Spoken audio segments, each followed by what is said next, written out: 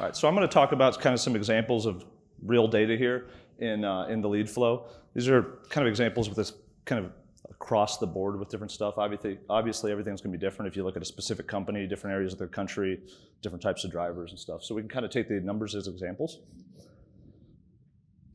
We talk about the advertising platforms that Travis was speaking on. Everything starts with an impression, whether that's on Facebook, whether that's on Craigslist, whether that's on CDLLife. You need a lot of those to get to a click. You need more to get to full apps. This is kind of the lead gen funnel. As we zoom out, it takes even more to get all the way up to getting to somebody hired. And we talk about retention. Leah was mentioning it earlier. You could keep this funnel going to a 30-day, a 60-day, a 90-day, or whatever, and kind of see it as where everything started and everything expanded. Now, you could talk about big strategies in the industry to address decreasing these costs, finding more drivers. But when we're looking at very specific spots in the funnel, we can try different sort of experiments to tweak things and ultimately decrease costs at different levels. So let's kind of start at cost per impression. There's a lot of different strategies. I'm not going to go into every strategy at every section, but I do want to show a few examples. This looks similar to the chart that Leah had up earlier. This is specific to cost per impression in different areas of the country. We run into situations where clients will say, oh, I'll hire near Kansas City. Well, does it have to be Kansas City, or can it be all of Kansas? It's drastically different if you look there, or it's drastically different if you also just go up a little bit to St. Joseph, Missouri, right? Here's a trial outside of Fort Wayne, Indiana, where on the left, you go 25 miles outside Fort Wayne, Indiana. On the right, you say 50 miles. Are you being intentional about your radius? Are you considering, does it really matter if it's 25 miles, 30 miles, 35 miles? We jump out to 50 miles, we get a decrease in cost per impression, the CPM Travis was referring to, and we get 2.6x the drivers that we can actually contact. That means that not only can we get a cheaper impression, we can also spend more and we can scale because there's more people to get to. And this is just kind of at the impression stage. I'm going to bounce over to the click stage. If you look at the same thing on the clicks, it's a 9% decrease in cost per click. Why is that? It might be because those drivers are getting fewer ads for trucking companies because people put 25 miles as kind of a standard. It might be because there's more of them so your dollars can expand more. One of kind of the kind of underlying things with some of this funnel analytics is the why might not necessarily matter, but when we run experiments, we find out the answer to the question and we use that moving forward and then we keep kind of going.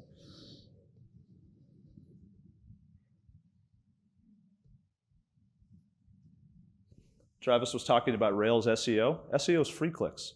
So in your entire strategy, if you look ahead and you're working kind of months out, you can start getting clicks that are free and those kind of build into the to the strategy as a whole. It could be slow, it could take a little while to build up, but if you get better job content, provide better compensation details, you can build strategies that work upwards. This SEO doesn't just work on your guys' websites. If you're running ad campaigns on different vendors, providing that same content to those vendors, if it's good content that drivers are searching for, it'll improve your SEO and your lead conversions on all of those vendors, right?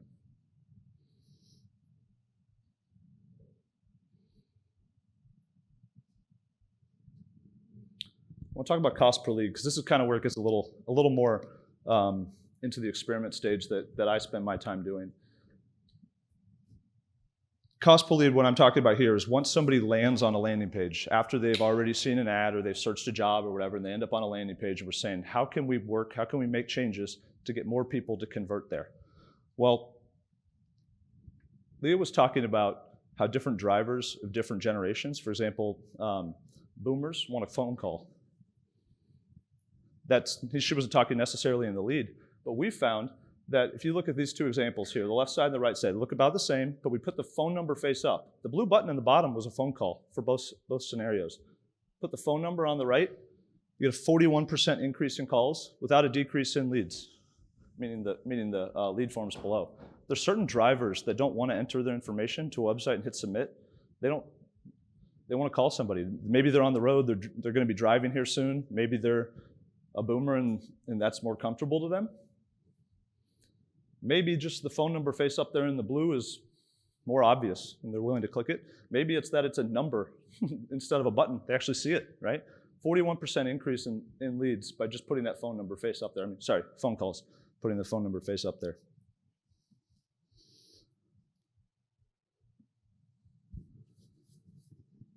Something I like to call lead form hacking. The lead form, or the short form on a page, the way you set it up. Let's say you go to a page and it's already pre-filled because it's on a job board that they've already applied to before.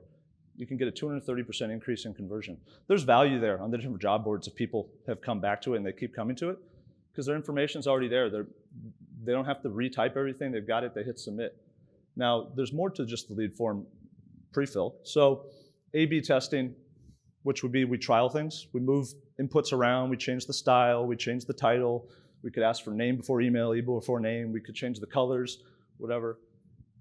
Playing around with this over the years, we've increased our conversions by 4x of just when somebody's already at that state, right? So what we thought was a good design, when we worked with our designers and we implemented a few years ago, was a quarter as good as what we got to now just by trying things, right? Not all the things we've tried made sense to us. You might think that you want to ask the less sensitive information up front, right? Ask whether they're a driver. But if you ask what do we have in kind of our flow here is our optimized, but we want to get from 4x to 5x to 6x. We're continually working on it. But this is kind of the idea of every little step of the funnel, you can dive into tiny little things and you can make changes and it drastically impacts the downward trend, trend of the funnel.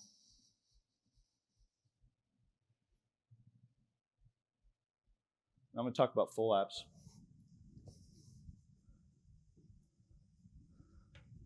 When we work with people, a lot of people want the short form actually filled out. A little bit ago, I was showing the phone call, the click to call button.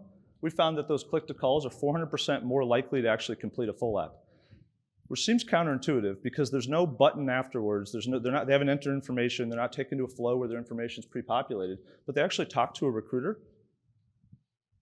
And the recruiter's convincing them, and now there's a personal touch, right? The problem we've seen in the industry, and Travis was talking about this with the lead attribution as it relates to calls. We've seen in the industry that many companies don't put an emphasis on the phone calls that vendors or different people can provide. And we think that the problem is actually an attribution thing. It's hard to tell where phone numbers come from.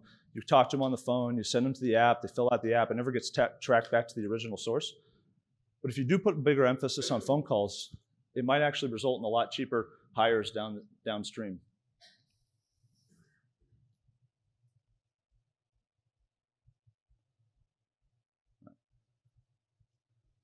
It's a thing I like to call immediate recruiting. Leah called it earlier, I think. Speed to lead. There we go. Okay, that's why I didn't put it. Yeah. So a lot of people don't consider a match lead as valuable, right? They want it directly. They want someone applying directly to your company. And because of that, a lot of recruiters will deprioritize it in their day. They'll deal with the direct leads first. Well, if a match lead went to 5 other companies and you don't call them right away, you now might be the 5th company calling them, and it's not very valuable, right? It started as less valuable, and it becomes less valuable every hour you wait, right? We've seen the companies we've worked with that decide to put an emphasis on match leads as the very first thing that they call when they come in. They want to be the first of the companies. A 10x conversion potential into a full app. That's a pretty drastic change, right?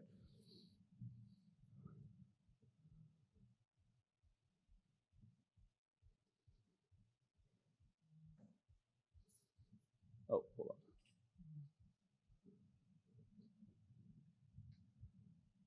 I just wanted to touch on another one here. I'm not going to every one of these bubbles. It could take forever. We could come up with 1,000 bubbles at each section. But intent analysis is kind of interesting. Travis was talking earlier about the intent of a driver and how if you're on Facebook, that might be the lowest of intent. So that might be a harder one to get somebody to increase to a full lead. It kind of depends on the driver and what your advertisement was and stuff. But intent analysis on the earlier stages, if you're trying to focus on the full app, is a pretty strong strategy. There's other things you can do with, Travis mentioned, if you hear backwards afterwards with leads, they haven't filled out a full app, if that information is provided, you can do retargeting. Travis mentioned that retargeting can be pretty inexpensive, depending on the number of people. You're going straight at people and you're saying, please fill out the full app over and over again. All right, I'm gonna kind of take a step back here, so I'm not gonna go into the recruiting space, but I did want to kind of talk about it in terms of the entire funnel here. But I do want to continue with a few little takeaways here. I call these funnel rules, the things to make decisions based off of. The first one is make everything a data-driven decision. Leah, was it you who asked after Travis's presentation about what's better? Try it out and find out, right? Try different, I think Leah asked earlier, is it better to provide a lot of content or what types of content on a page or wherever it is? You can try different things. There's situations where we've found that if you create a landing page where you put nothing other than the lead form, you're going to get more people to fill out the lead form. But you might not get people to fill out the lead form with any real intent to work at your company because they don't know anything about it. They're trying to figure out things about it, right? So you kind of have to play around with those things. If you put content about the company face front, that's more information for them to go through before they fill it out. But they might also see something that they don't want, and so then your recruiters were going to waste their time with the driver when they call them and they tell them that. But some people work a different strategy. We say, let's get the lead, and then we'll figure out what they're happy about and what they're interested in, and we kind of work from there. The second piece to this is to constantly test this stuff, and to do it in what's, I mentioned earlier, but what's A/B testing. A/B testing is to make one change, you create one variable, and you do a random group of people. We've seen a lot of situations where people want us to kind of take a strategy that they saw worked, but what happened was they changed the headline, they changed the creative, they changed the targeting, they changed the job details, and then they said, hey, that worked better, let's stick with that hiring area, or that headline, right? So the real way to do this is you could run multiple trials at once, but you do each one of them in isolation. You say A versus B, we're going to change one thing, we run it for a period of time, we see what wins, and we move forward. On Facebook, for example, they actually have a button where you can do A/B tests between ad campaigns, but there's also calculators out there where you can go check to say, did I run with enough people? Was the percentage conversion different enough to actually be statistically significant? Do we need to spend more? Do we need to wait? You know, if one's 51% likely to convert and one's 50 and you've only shown it to 100 people, it doesn't mean much, right? If one's 51% likely to complete and the other one's 29 and you've shown it to 10,000 people, probably, right? But there's calculations on that and kind of statistics math. But I would say look for A/B calculator if you're going to run this yourself. The final thing I wanted to talk about is the seesaw of funnel analytics. We work in situations where you can try and decrease one of these things, but it drastically increases the other. A good example is here with cost per impression to cost per lead. If you wanted to go on Facebook, you could create a very cheap cost per impression, and it would be to remove all custom audiences and let Facebook try and figure out what to do. But what Facebook's going to do is they're going to start finding cheaper people. Well, cheaper people to advertise to are probably not drivers, because drivers are really expensive to advertise to right now. So you spend a ton of your money advertising to Travis, who's not a driver and he's never going to apply, and your cost per lead goes up. So you got to be careful about focusing on just one of those kind of stages of the pipeline and not messing up something later on in the pipeline. But there's a flip side to this, is the opposite, where there's situations where if you make changes, for example, to increasing intent, as I was talking about earlier, you decrease the cost per full app. And by the way, I should have mentioned when we got into this, there's scenarios where we've run trials with this with people. These are real numbers, where we go down, we decrease the cost per full app by 50%, because that was what a company wanted. They said, hey, we're not getting enough full apps. We really need those. Let's make some changes to that. But the cost per lead goes up. That's okay, right? You're trying to get people later into the funnel. That number matters more on the right. But people will get nervous and they go, our cost per leads are going up. You have to kind of understand, I guess, the seesaw here, understand the strategy, understand how to get people later on in the pipeline. You do have to make changes early to the pipeline to get people later into the pipeline, but you have to make sure when you make the early changes, you're not messing up stuff later. And if you're making later changes, it's okay if things go up in the earlier stages.